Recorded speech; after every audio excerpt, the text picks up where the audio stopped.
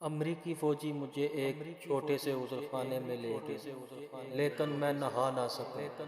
میرے جسم اور ہاتھ پاؤں اس تشدد کی وجہ سے لرز رہے تھے جو کہ مجھے دن میں اور ہیلی کاپٹر کے سفر کے دوران سہنا پڑا تھا۔ میں خود کو مفلوج محسوس کر رہا تھا اور میرے بازو اور ٹانگیں بے حس ہو چکے تھے۔ مجھے ایک وردی دی گئی اور ایک پنجرے میں لے جایا گیا۔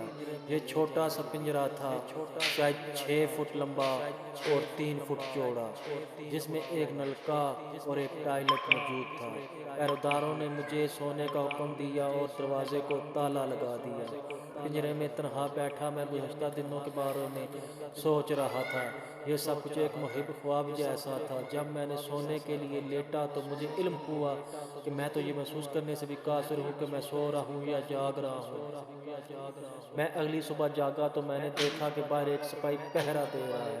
ارد گرد 3 مزید پنجرے تھے جن پر ربڑ لپٹی ہوئی تھی۔ اب مجھے علم ہوا کہ میں ایک بہت بڑے بحری جہاز میں تھا۔ ان جہازوں میں سے ایک جو پاکستانی ساحل سے افغانستان کے خلاف جنگ میں استعمال کیے جا رہے تھے۔ مجھے یقین تھا کہ یہ ان جہازوں میں سے ایک تھا جن سے افغانستان پر میزائل داغے گئے تھے۔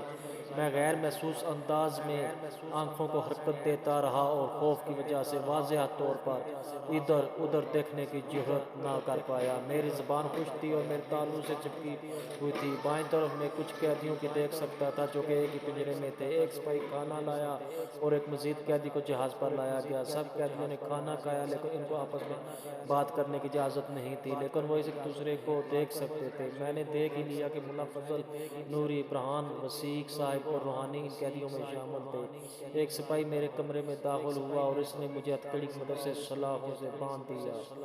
انہوں نے میرے کمرے کی تلاشی لی اور پھر پہلی مرتبہ مجھ سے پوچھ گچھ کی۔ میرے نشان انگشت لیے گئے اور ہر سمت سے میری تصویر اتاری گئی۔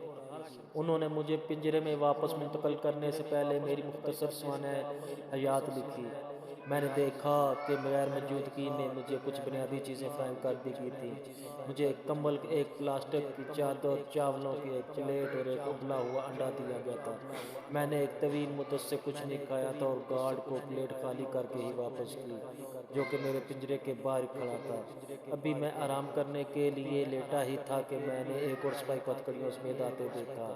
ایک مرتبہ پھر مجھے تفتیشی کمرے میں لے جایا گیا۔ اس مرتبہ مجھے شیخ اسامہ بن لادن اور ملا محمد عمر کے بارے میں پوچھا گیا۔ انہوں نے پوچھا کہ وہ کہاں ہے، ان کی موجودہ حالت کیا ہے اور طالبان کے کچھ اہم کمانڈروں کے بارے میں بھی پوچھا کہ وہ کہاں چھپے ہیں، ان کے ساتھ کیا ماجرا پیش آیا اور ان کے ارادے کیا ہیں۔ 11 ستمبر کا ذکر صرف ایک مرتبہ ایک مختصر سے سوال میں ہی کیا گیا۔ وہ جاننا چاہتے تھے کہ مجھے اس حملے کے بارے میں کچھ پیشگی معلومات تھی یا نہیں۔ مجھ سے یہی باتیں پوچھی گئی۔ مجھے یقین ہے کہ امریکہ کو علم تھا کہ مجھے ان چیزوں کے بارے میں کچھ بھی معلوم نہیں جو وہ مجھ سے پوچھ رہے ہیں۔ مجھے امریکہ پر حملوں کے بارے میں نہیں بتایا گیا تھا اور نہ ہی مجھے پہلے سے کچھ سن گن تھی، لیکن جیسے ہی سب کچھ میرے ساتھ پیش آیا ویسے ہی ہزاروں دوسرے افراد کو بدنام کیا گیا، گرفتار کیا گیا اور کسی بھی عدالتی گواہی یا ثبوت کے بغیر اس الزام پر مار ڈالا گیا کہ وہ اس حملے میں شریک تھے یا اس کے ذمہ دار تھے۔ جہاز پر مجھے یہ خیال آیا کہ میں اپنے دوستوں اور اہل خانہ کو دوبارہ کبھی نہیں دیکھ پاؤں گا۔ ان کو کبھی علم نہیں ہوگا کہ مجھ پر کیا گزری۔ کسی کو بھی اتنا مایوس نہیں ہونا چاہیے، خاص طور پر ایک مسلمان کو۔ لیکن مجھے سوویت یونین کا افغانستان پر حملہ اور اس کا برتاؤ یاد تھا۔ میں نے ان 60,000 افغانوں کی تقدیر کے بارے میں سوچا جن کی یہ سوویت افریت کھا گیا تھا۔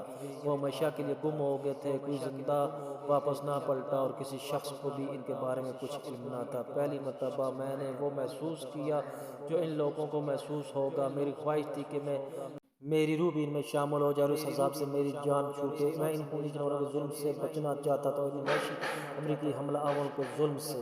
جہاز میں 5-6 دن گزارنے کے بعد مجھے ایک سرمئی چادر دیا گیا۔ میرے ہاتھوں اور پیروں میں پلاسٹک کی بیڑیاں پہنا دی گئیں اور ایک سفید تھیلے کو میرے سر پر چڑھا دیا گیا۔ مجھے دوسرے قیدیوں کے ساتھ جہاز کے عرصے پر لایا گیا۔ ہمیں گھٹنوں کے بل بیٹھ کر انتظار کرنے کا حکم دیا گیا۔ بیڑیوں کی وجہ سے ہاتھوں اور پیروں میں دوران خون ختم ہو گیا تھا۔ کچھ دوسرے قیدی دانت کرب سے کر رہا رہے تھے مگر فوجی ان پر چیخ چلا رہے تھے، خاموش ہونے کی کہہ رہے تھے۔ کئی گھنٹے بعد ایک ہیلی کاپٹر میں ڈال دیا گیا اور ہم اپنی آخری منزل پر پہنچنے سے پہلے 3 مرتبہ زمین پر اترے۔ جب بھی ہم اترتے تو سپاہی ہمیں ہیلی کاپٹر سے باہر پھینک دیتے، ہمیں گھٹنوں کے بل بیٹھنے یا لیٹنے پر مجبور کیا جاتا، اور جب ہم سے کوئی شکایت کرتا یا رخصت کرتا تو ہم پر ٹھڈوں کی بارش کر دی جاتی۔ ہیلی کاپٹر میں ہمیں فرش اور دیواروں سے ایسی پوزیشن میں باندھا جاتا جیسے نہ تو کھڑا ہونا کہا جا سکتا ہے اور نہ ہی رکوع کی حالت میں جھکنا۔ یہ ایک عذاب تھا جس کی شدت کے گزرتے لمحے کے ساتھ زیادہ ہی ہوتی جاتی۔ جب آخری منزل پر ہمیں ہیلی کاپٹر سے باہر پھینکا گیا تو ایک سپاہی نے کہا، یہ والا شکار ہے۔ میں انہیں نہیں دیکھ سکتا تھا مگر وہ ہر سمت سے مجھ پر ٹوٹ پڑے اور مجھے مارنے پیٹنے لگے۔ کچھ نے اپنی رائفلیں ماری اور دوسروں نے مجھے اپنے آرمی والے بوٹوں سے نشانہ بنایا۔ میرے کپڑے پھاڑ ڈالے گئے اور کچھ دیر میں ہی میں تازہ گری ہوئی برف پر بچنا پڑا۔